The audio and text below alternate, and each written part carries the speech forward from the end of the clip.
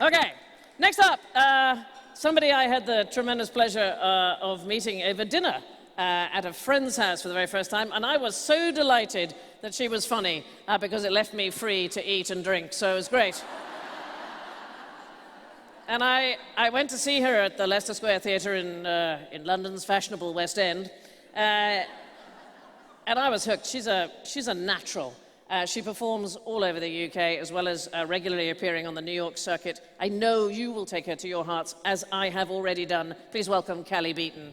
I got my hair, got my head, got my brains, got my ears, got my eyes, got my nose, got my mouth, I got my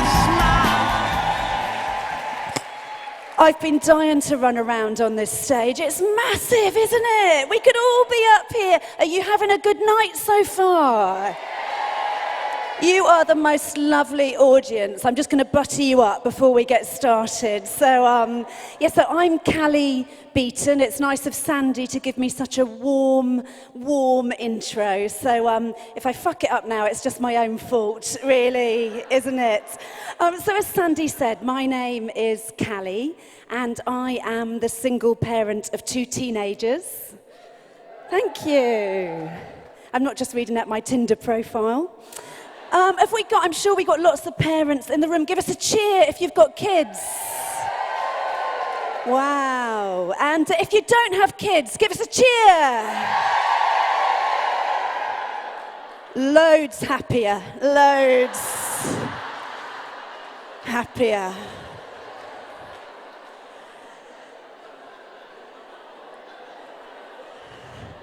I've got teenage kids. Anyone got teenagers? Yeah, they're proper fucked off, aren't they? They're really, yeah. I mean, they're all right, aren't they, teenagers? You've got teenagers down there? Yeah, they're giving you a bit of trouble? Are they all right? Mine are quite independent now. They can do things all by themselves. And here's something that my 2 kids did just last weekend, actually, all by themselves. No help from me. This is what they did. They decided, the 2 of them, to post a picture on Facebook of my vibrator when they found it in my sock drawer. And, ladies and gentlemen, they tagged it as me.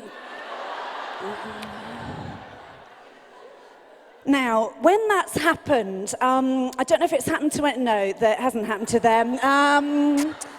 The thing is, just imagine you're in my shoes. You know, once that's happened, any frisson you once had between yourself and your vibrator is gone, and it was sort of dead to me at that point. And I had to get rid of it. And I thought, what do you do with a vibrator? What do you do? I thought, it's not general rubbish, is it? A vibrator. I mean, I live in North London, I'm very green. I thought, shall I put it on with the food recycling in the kitchen caddy? I couldn't recycle it, could I? Someone else would end up with it. Now, I'm not proud of this, but in the heat of the moment, this is what I did. I buried it in the garden like a family pet.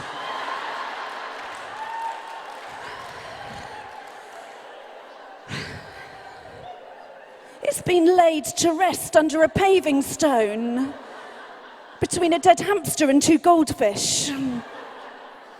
It was a rabbit, madam, yes, you're right. So,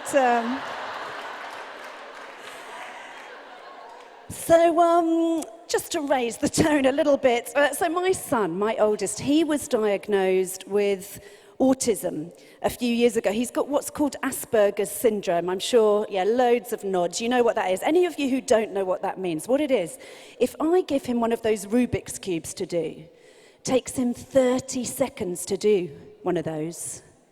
30 minutes telling me he's done one of those.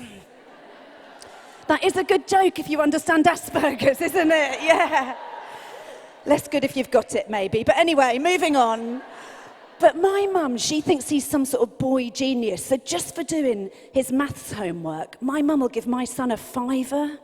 That's loads, isn't it? I know. I said, Mum, please, will you start giving him less? And she said, well, I can't, can I? Because When he was diagnosed, the doctor specifically said to all of us, she said, you can't expect him to handle change.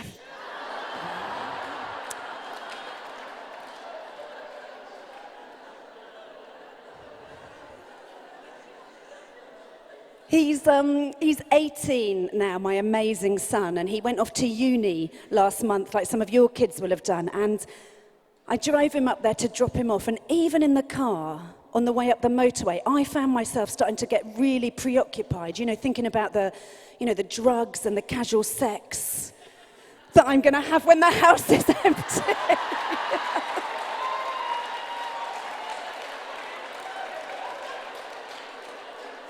And I think this woman's going to come and have it with me because she got very, very excited. She got all her wine out through her nose. So, well done, madam. So, I'm in my 40s now. Yeah, thanks. I'll take the delayed reaction that you're stunned, are you? Been a bit of a busy day, has it? I am. Have we got any 40-something women in? Give us a whoop. That is really brave of you. Hats off to you, because at our age, if we whoop too vigorously, we just piss ourselves, don't we? We do. Where were the women who whooped? Give us a whoop again down here. You were, yeah. What's your name, madam? What's your name?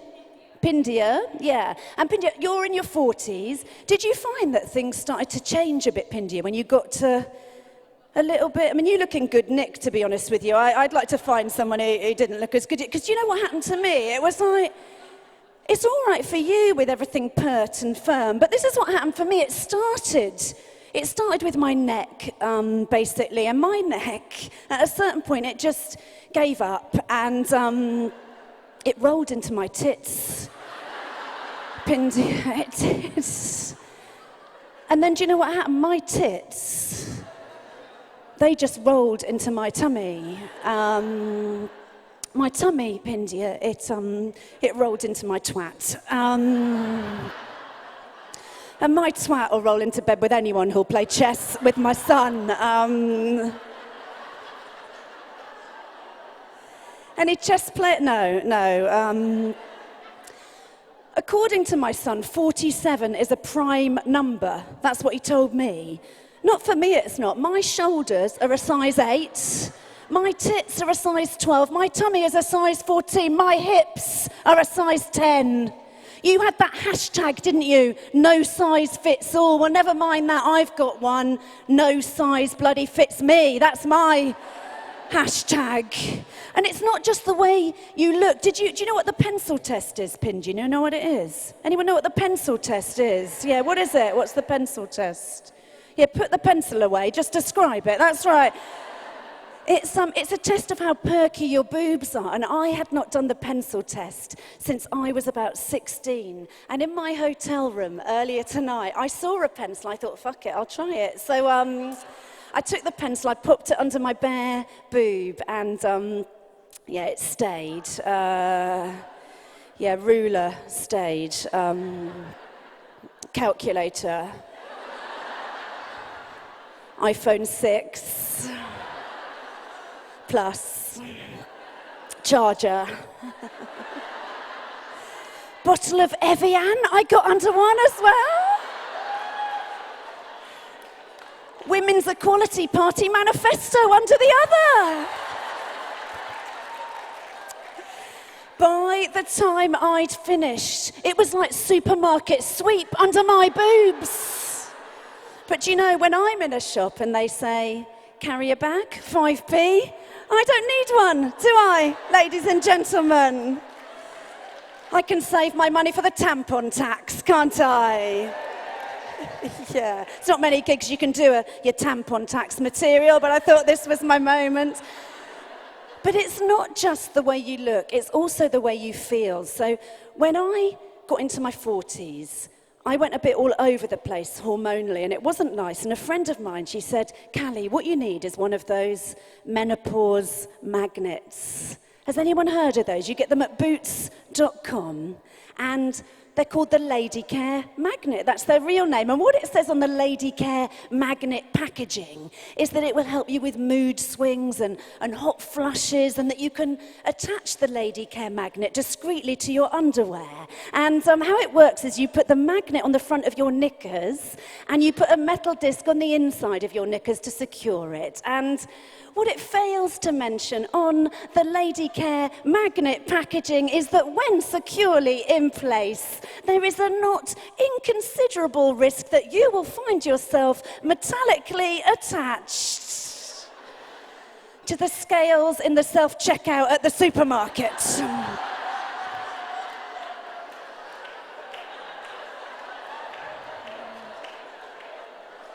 Now you try explaining to a young Sainsbury's local employee that the unexpected item in the bagging area is your pubic triangle.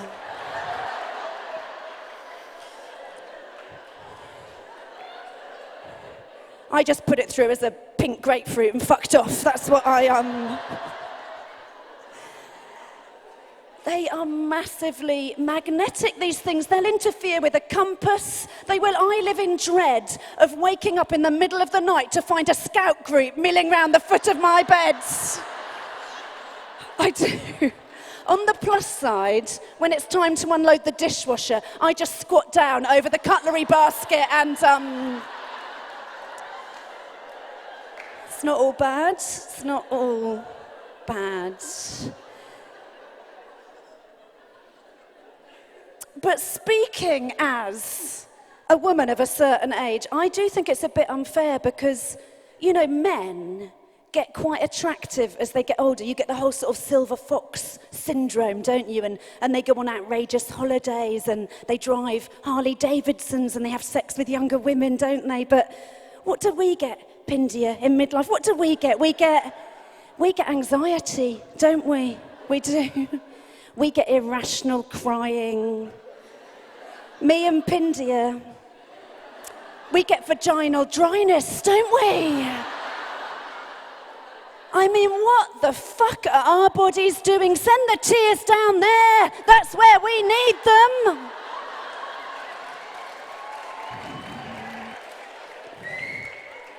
Thank you. I'm just racking my brains for a touching and intellectual ending to my set.